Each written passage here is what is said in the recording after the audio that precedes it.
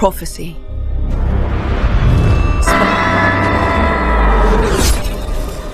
And Persian fire will reduce Athens to cinder. For Athens is a pile of stone and wood and cloth and dust, and as dust will vanish into the wind. Only the Athenians themselves exist, and the fate of the world hangs on their every syllable.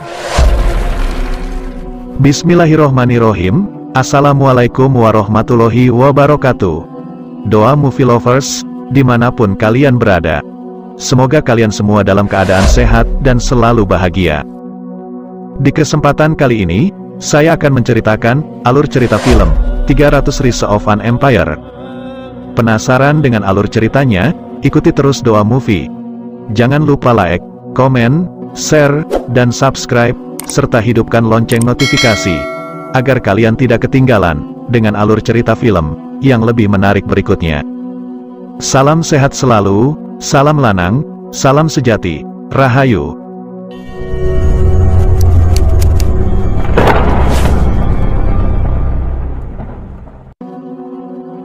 Di episode yang lalu diceritakan, sebelumnya Leonidas dan 300 pasukannya berangkat untuk menghadang Xerxes dan puluhan ribu bala tentaranya.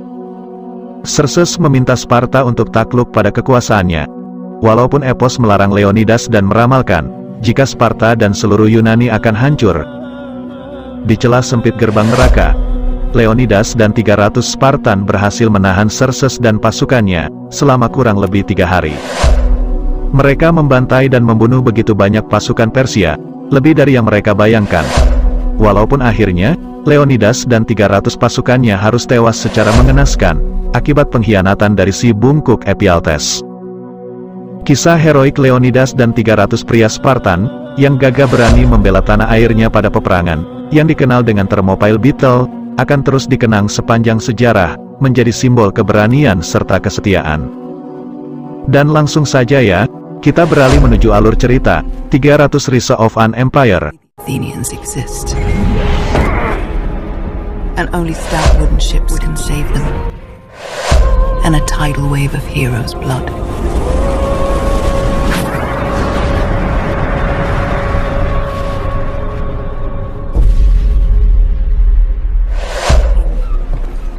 Film ini diawali dengan diperlihatkannya sang Ratu Gorgo yang tengah berorasi di depan pasukannya, tentang kisah Leonidas dan 300 pasukannya, yang telah gugur di medan perang. Dan di sini dia juga menceritakan, tentang kisah 10 tahun yang lalu, bagaimana perang ini dimulai. King Darius sang Raja Persia, terusik dengan kebebasan Yunani. Dia dan pasukannya, datang untuk menaklukkan Yunani.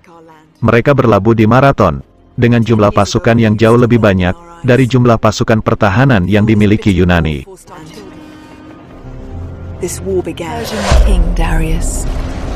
Saat fajar, pasukan Athena yang putus asa melakukan hal tak terduga. Mereka menyerang pasukan Persia yang lelah. Saat mereka melabuhkan kapal, setelah berbulan-bulan berlayar di lautan, mereka menyerang sebelum Persia mendirikan tenda, dan membagikan senjata ke pasukan mereka. Lantas siapakah perancang strategi gila ini? Dia adalah seorang prajurit Yunani yang tak begitu dikenal. Anak buahnya memanggilnya Themistocles. Ia memberi serangan kejutan kepada pasukan Persia. Seluruh harapan kemenangan Raja Darius seperti sirna. Ribuan pasukan Persia mati, dan hanya sedikit pasukan Yunani yang terbunuh. Mereka berjuang demi Yunani yang merdeka, dan eksperimen Athena yang disebut demokrasi. Dalam kekacauan pertempuran yang dikenal dengan Marathon Battle, Themistocles melihat satu kesempatan, dan dia memanfaatkannya, kesempatan yang dinantinya selama ratusan tahun. Kesempatan yang merubah statusnya dari prajurit rendahan, menjadi kekuatan politik baru di Athena, dan menjadikannya seorang legenda. Themistocles mengambil busur dan anak panah, lantas membidik dan mengarahkannya pada Raja Darius yang sedang tertegun, menyaksikan ribuan pasukannya, yang tengah dibantai oleh prajurit Yunani. Xerxes, yang notabene adalah putra dari Raja Darius yang melihatnya, ia mencoba berteriak dan berlari menghalaunya, tapi terlambat. Anak panah yang dilesatkan Themistocles, menembus dada Raja Darius, yang lantas membuatnya sekarat. Saat pujian dan kejayaan diraihnya, dalam hati Themistocles sadar, bahwa ia telah melakukan kesalahan, dengan tidak membunuh putranya. Ia sebenarnya punya kesempatan untuk membunuh Xerxes, tapi ia tidak melakukannya, dan justru berpaling dari Xerxes, yang terus menatapnya dengan api dendam, yang membara di matanya.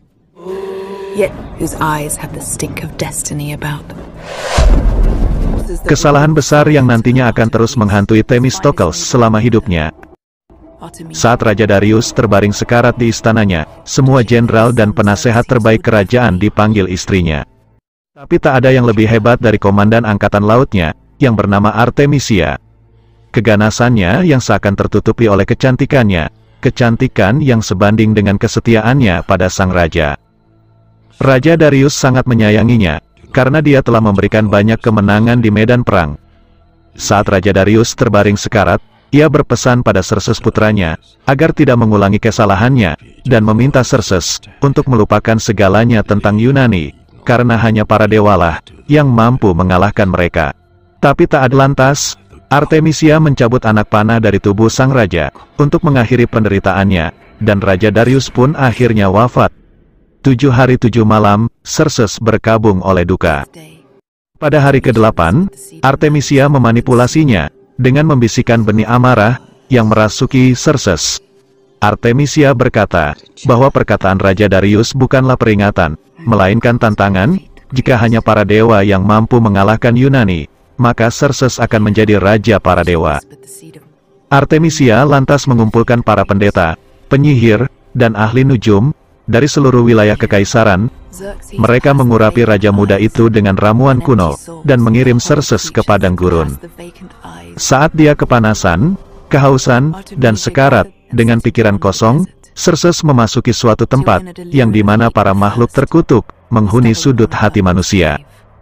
Dan dalam kegelapan itu, Xerxes menyerahkan dirinya sepenuhnya, pada kekuatan yang begitu jahat hingga melebur, sampai tak tersisa lagi, rasa kemanusiaan dalam diri Xerxes. Xerxes seolah terlahir kembali sebagai dewa, dengan wujud baru, setinggi 8 kaki, dan pakaian emas yang gemerlap. Sementara itu di istana, Artemisia menghabisi orang-orang kepercayaan Raja Darius. Orang-orang yang membesarkan Xerxes, semua penasehat yang dulu membimbingnya, seketika menjadi korban pembantaiannya, supaya tidak mengganggu Xerxes, agar fokus ke satu hal, yaitu balas dendam dan perang. Dan manipulasi Artemisia pun berjalan sempurna. Tindakan Themistocles telah menyulut api perlawanan kekaisaran Persia, dengan dimuntahkannya jutaan pasukan Persia yang begitu kuat ke jantung Yunani.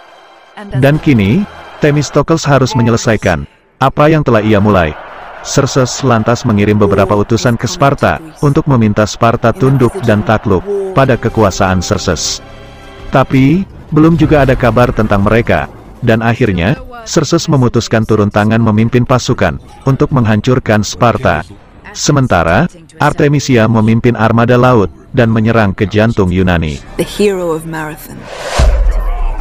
Di Athena, Themistocles bertemu dengan para dewan, dan mencoba menghimpun koalisi, untuk menghadang serangan Persia. Namun di sini terjadi perdebatan, karena sebagian dewan tidak setuju, dan lebih memilih untuk berunding, dan melakukan gencatan senjata dengan Persia. Mereka juga menolak, untuk mengirimkan kapal terbaik, dan anak-anak mereka dalam peperangan. Themistocles mengingatkan, bahwa Xerxes adalah raja yang licik, dan sangat berbahaya. Jadi tidak ada pilihan lain, kecuali seluruh Yunani bersatu, untuk melawan Persia. Atau jika tidak, maka Yunani akan dibinasakan oleh Persia. Dan Themistocles juga mengatakan, bahwa dia akan pergi, untuk meminta bantuan ke Sparta, yaitu tempat lahirnya pria-pria perkasa, yang konon adalah keturunan Hercules, untuk bersatu dan melawan Persia.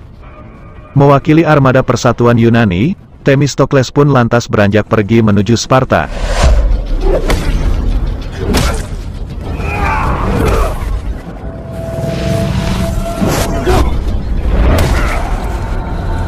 Sesampainya di Sparta, Themistocles bertemu dengan Dilios dan Ratu Gorgo.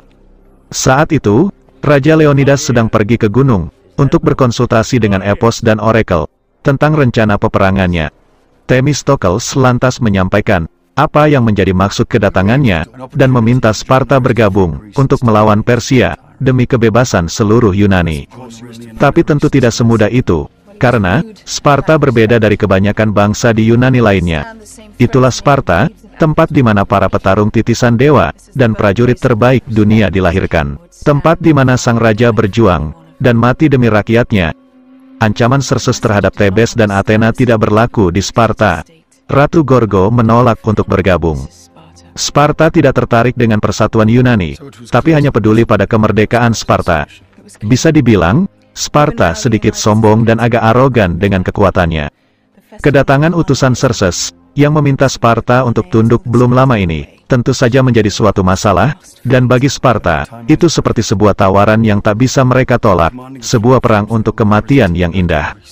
Ratu Gorgo lantas menyuruh pengawal untuk mengantarkan Themistocles keluar, setelah Themistocles mengucapkan beberapa patah kata.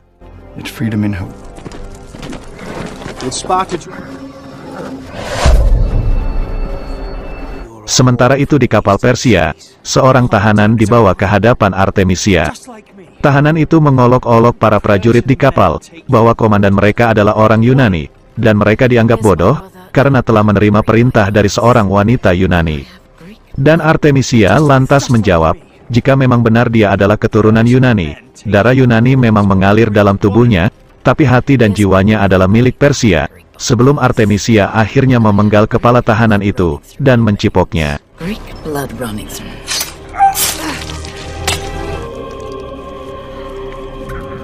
Lalu di sini, Artemisia juga melihat seorang penjaga kapal yang tidak ia kenal. Dan dengan instingnya yang tajam, ia menginterogasinya dan mencurigainya sebagai mata-mata. Namun beruntung, pria itu bisa kabur.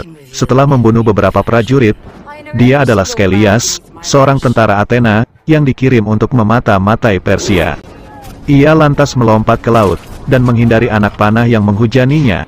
Schelias bersama putranya Kalisto, lantas melapor kepada Themistocles dan Letnan Aekilos. Schelias memberitahu mereka, bahwa angkatan laut Persia, dipimpin oleh seorang wanita Yunani yang kejam, yaitu seorang pembunuh terlatih, dengan kemampuan maritim luar biasa, yang bernama Artemisia.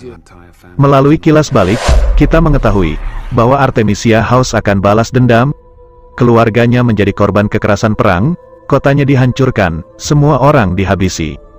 Artemisia yang tak berdaya dan ketakutan, menyaksikan dengan air matanya, saat ibunya diperkosa, dan seluruh keluarganya dibantai, oleh pasukan sipil Yunani. Selama bertahun-tahun, dia ditahan di kapal budak Yunani, dan menjadi pelampiasan nafsu syahwat, para prajurit bejat itu. Artemisia yang sekarat, ia pun lantas dibuang dan ditinggalkan di jalan, supaya mati. Kemudian dia ditemukan oleh utusan Persia, dan ia pun bersumpah, akan kembali ke Yunani, untuk bisa menyaksikan kehancurannya. Artemisia dirawat dan dilatih oleh prajurit terbaik Kekaisaran Persia, hingga tak ada yang mampu menandingi kemampuan berpedangnya. Raja Agung Darius terkesan dengan kesetiaannya, dan lantas mengangkatnya menjadi jenderal untuk memimpin pasukannya sendiri. Di sisi lain, Leonidas sedang berjalan menuju gerbang panas, untuk menghadang Xerxes dan pasukannya. Seandainya Leonidas bersama seluruh pasukan Sparta, mungkin kemenangan hampir bisa dipastikan. Tapi, nyatanya dia hanya bersama 300 orang, dan ketahanan Athena dari kehancuran, bergantung pada mereka saat ini. Themistocles mulai menyusun strategi untuk berperang, dan menyiapkan pasukan, yang kebanyakan adalah sukarelawan, pedagang, dan petani. Kalisto yang notabene adalah putra dari Schelias, diam-diam ia ikut bersama pasukan untuk berperang, walaupun ayahnya dengan keras melarangnya, karena menganggap, jika ia belum siap, dan masih terlalu muda. Para prajurit Athena pesimis, karena mereka hanya memiliki beberapa kapal kecil, karena Yunani belum sepenuhnya bersatu, dan itu bukanlah tandingan armada Persia, dengan ribuan kapal raksasanya. Tapi Themistocles tetap dengan tekadnya, dan beranggapan, walaupun kapal mereka kecil dan sulit dikendalikan, tapi memiliki kelebihan pada kecepatan dan manuver. Themistocles lantas membakar semangat pasukan, dan mengobarkan api perjuangan para pasukan yang mulai ciut nyalinya. Sementara itu di armada Persia, Jenderal Bandari menawarkan diri untuk memimpin serangan pertama dan berjanji akan menghabisi armada Yunani, atau dia lebih memilih untuk mati. Artemisia lantas mengatakan, jika siapapun yang bisa membuat habis kapal Yunani, maka akan diangkat menjadi wakilnya. Pertempuran laut pertama pun dimulai. for your metal is to be wide of battle. You fight for your brothers! Hey! There's only one thing to make sure of when the... Walaupun kapal-kapal raksasa Persia begitu kuat di bagian depan, tapi di sisi lain memiliki kelemahan di bagian tengahnya. Kapal-kapal kecil Yunani lantas membuat lingkaran pertahanan. Dengan kecepatan dan manuver, kapal-kapal Yunani menyerang dari samping, menabrak dan menenggelamkan kapal-kapal raksasa Persia satu persatu. Strategi yang digunakan Themistokles kali ini benar-benar cerdik, dan membuat armada kecil Yunani menang telak di pertempuran pertama. Sampai akhirnya, Artemisia memerintahkan untuk menarik mundur kapal-kapal Persia yang masih tersisa. Pasukan Yunani terlihat gembira merayakan kemenangan pertamanya. Tapi walau begitu, Letnan Athena Aikilos merasa pesimis. Beberapa lama, pasukan kecil Yunani menahan serangan armada raksasa Persia. Namun Themistokles meyakinkan mereka, jika rencananya berhasil, maka pasukan Sparta nantinya akan datang dan bergabung, walaupun itu butuh waktu yang cukup lama. Sebagai hadiah atas kekalahannya, Jenderal Bandari diikat menggunakan batu, dan dilemparkan ke laut.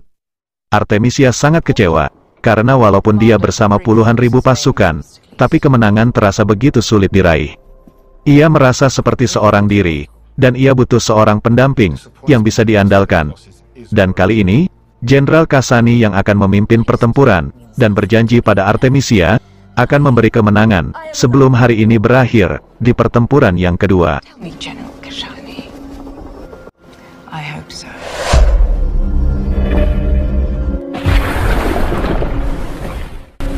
Namun Themistokles dan pasukannya kali ini menggunakan strategi yang berbeda, yaitu dengan memanfaatkan kondisi alam yang berkabut tebal. Saat kapal-kapal raksasa Persia yang dipimpin oleh Jenderal Kasani menyerang maju, pasukan Yunani justru bergerak mundur, dan masuk dalam kabut, memancing dan menjebak kapal-kapal Persia untuk masuk ke celah tebing berbatu. Satu persatu kapal Persia pun hancur menabrak tebing batu. Dan saat armada Persia porak-poranda, prajurit Yunani berhamburan melompat dari atas tebing, dan mulai menghabisi pasukan Persia yang terjebak. Begitu banyak prajurit Persia yang terbunuh pada pertempuran itu.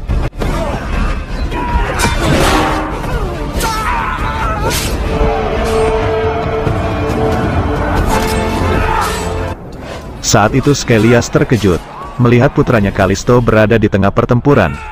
Namun Kalisto meyakinkan sang ayah, jika ia telah siap untuk berperang membela negaranya. Dan sekali lagi, pasukan kecil Yunani menang telak di pertempuran kedua.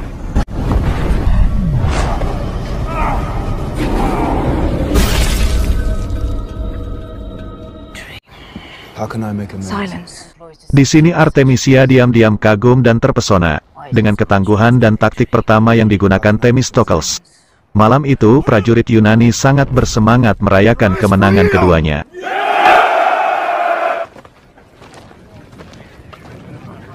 Saat utusan Artemisia datang dengan damai, dan mengundang Themistokles untuk datang seorang diri di kapal Artemisia, untuk berunding di perairan netral, para prajurit khawatir, jika itu hanyalah jebakan.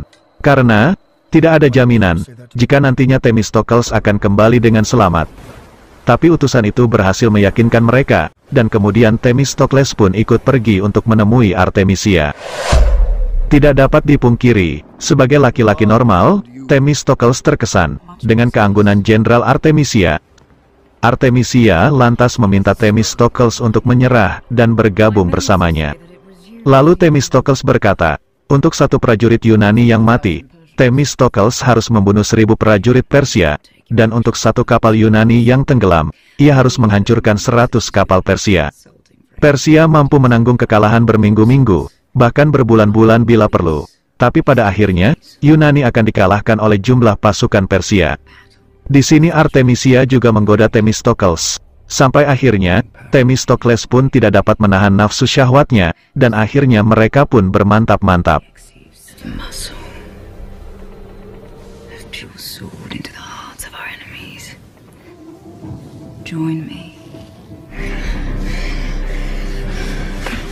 Meskipun telah mencicipi apem tembem milik sang jenderal, Namun di sini Themistokles tak sedikit pun berniat untuk menyerah dan bergabung.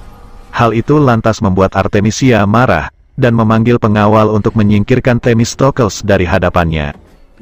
Themistokles lantas kembali ke pasukannya dan mengingatkan, bahwa di pertempuran selanjutnya, Artemisia akan mengerahkan seluruh kekuatannya, di pertempuran berikutnya.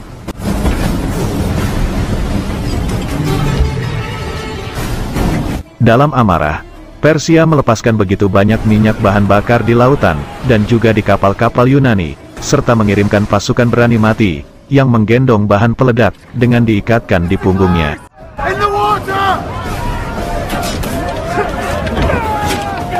Artemisia lantas melepaskan anak panah, dan mengenai Skylias, yang akhirnya membuatnya sekarat di hadapan putranya.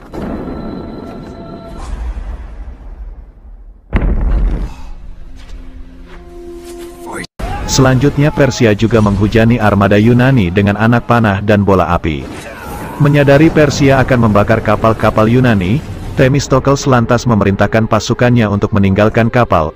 Lalu Artemisia melepaskan anak panah api, yang mengenai bahan peledak di punggung pasukannya, yang membuat ledakan besar, dan membakar seluruh armada Yunani. Artemisia menyaksikan dengan bangga, saat musuhnya habis dan terbakar, lalu tenggelam di samudra. Themistokles tenggelam di antara mayat para pasukan dan puing-puing kapal. Dan tentu saja, Artemisia mengira jika Themistokles telah mati. Tapi ternyata, ia masih bertahan hidup dan diselamatkan oleh Aikilos. Saat tersadar, ia menyaksikan mayat para pasukannya, yang tenggelam ke dasar laut yang berwarna merah karena darah. Ia menyadari kesalahan dan egonya, dan mengingatkannya pada kesalahannya, karena dulu, ia tidak membunuh Xerxes. Themistokles berjalan ke sisi Skylias yang sekarat. Skylias lantas mendesak temannya itu, untuk melanjutkan pertarungan, dan memberitahunya sesuatu yang lain, sebelum akhirnya ia pun meninggal. Themistokles pun berduka atas temannya, dan Kalisto anak Skylias pun bertanya kepada Themistokles, apa kata-kata terakhir ayahnya. Tetapi Themistokles tidak mengatakannya, dan berjanji akan memberitahu Kalisto pada saat yang tepat. Letnan berkata kepada Themistokles, berapa kali lagi mereka akan menanggung tragedi seperti ini?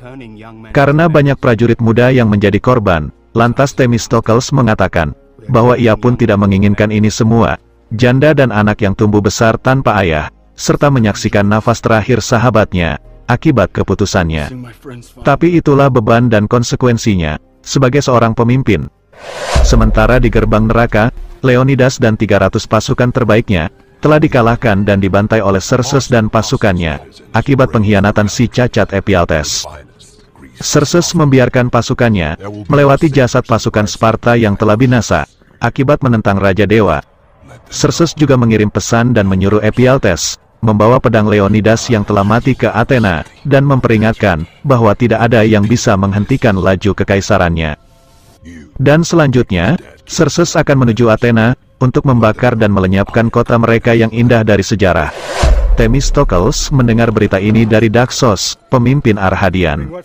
Themistokles lantas meminta Daxos menyebarkan berita ini ke seluruh kota dan desa-desa di Yunani, agar cerita pengorbanan Sparta menjadi pemersatu Yunani. Themistokles meminta pasukannya yang tersisa untuk pergi ke persembunyian di Teluk Salamis. Selanjutnya ia kembali ke Athena untuk menyampaikan berita ini.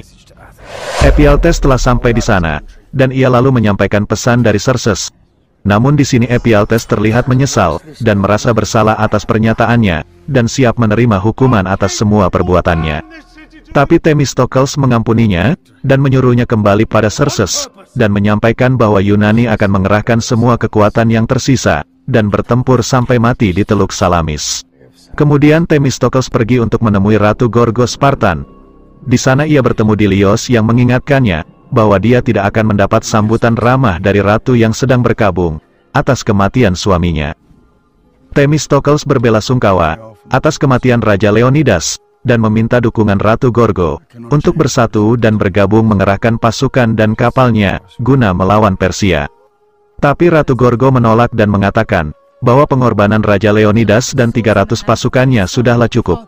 Sparta tidak akan mengerahkan apapun untuk membantu pertempuran, dan mewujudkan ambisi Themistokles akan persatuan Yunani. Sebelum pergi, Themistocles memberikan pedang mendiang Raja Leonidas pada Ratu Gorgo, sembari berkata, jika dia akan membalaskan dendam suaminya. Di sisi lain, dengan angkuh Xerxes memegang kepala Raja Leonidas yang ia penggal. Sementara pasukannya membakar dan menghancurkan kota, serta membantai para penduduk yang tak berdosa. Xerxes terus membual tentang kemenangannya dan menyatakan, jika Themistocles hanyalah pengecut. Ephialtes pun kembali pada Xerxes dan Artemisia, sembari menyampaikan pesan, jika Yunani akan tetap bertempur sampai mati di Teluk Salamis, yang dipimpin oleh Themistocles. Mendengar nama itu, dan mengetahui jika ia belum mati, Artemisia pun bersumpah, akan mengakhiri Athena untuk selamanya. Ia kemudian pergi untuk mengerahkan seluruh angkatan lautnya.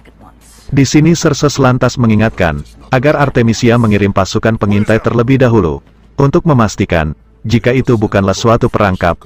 Tapi Artemisia membantah dan menghardiknya, yang lantas membuat Xerxes menjadi murka, dan lalu menamparnya. Tapi Artemisia tetap pergi dan berkata pada Xerxes, agar ia tidak lupa, akan siapa yang menaruh mahkota di kepalanya. Dan di sini diperlihatkan, para prajurit Athena menyalahkan Themistocles atas keputusannya. Themistocles menyadari, jika orang-orangnya kelelahan, putus asa, dan juga kehilangan harapan. Ia lantas memberi kebebasan kepada pasukannya yang ingin pergi meninggalkannya. Tapi mereka hanya tertegun, dan sekali lagi, Themistocles pun akhirnya justru berhasil membakar semangat dan membangkitkan harapan mereka untuk tetap berjuang sampai mati sebagai orang merdeka daripada hidup dalam perbudakan. Let our final stand.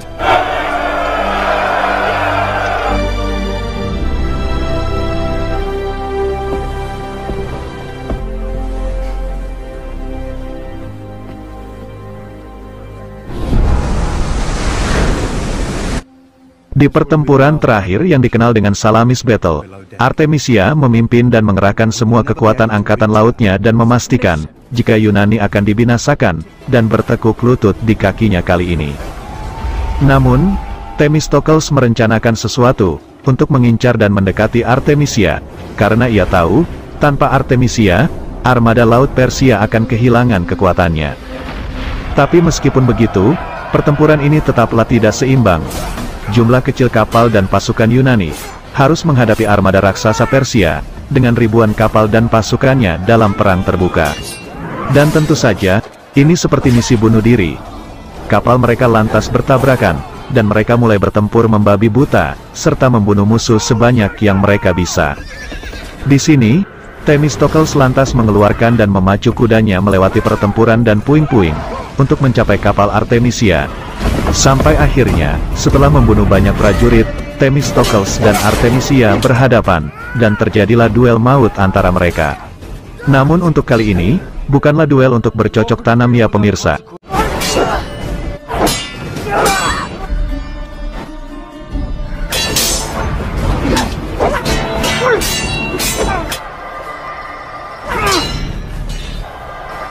Dan di tengah pertempuran, saat masing-masing pedang mengarah ke leher mereka, seketika terdengar kedatangan armada besar Yunani, dengan ribuan kapalnya yang telah bersatu, di bawah pimpinan Ratu Gorgo, yang siap bertempur, untuk menghabisi Persia.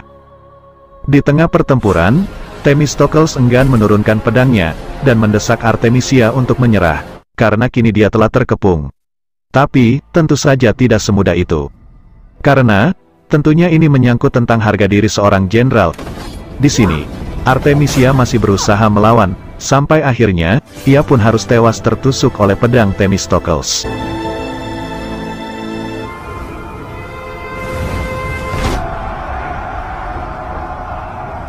Xerxes yang melihat pertempuran dari atas tebing, ia pun berpaling dan berlalu pergi. Saat Ratu Gorgo dan pasukan Yunani yang telah bersatu, turun ke pertempuran, dan mulai menghabisi prajurit Persia. Dan film pun selesai.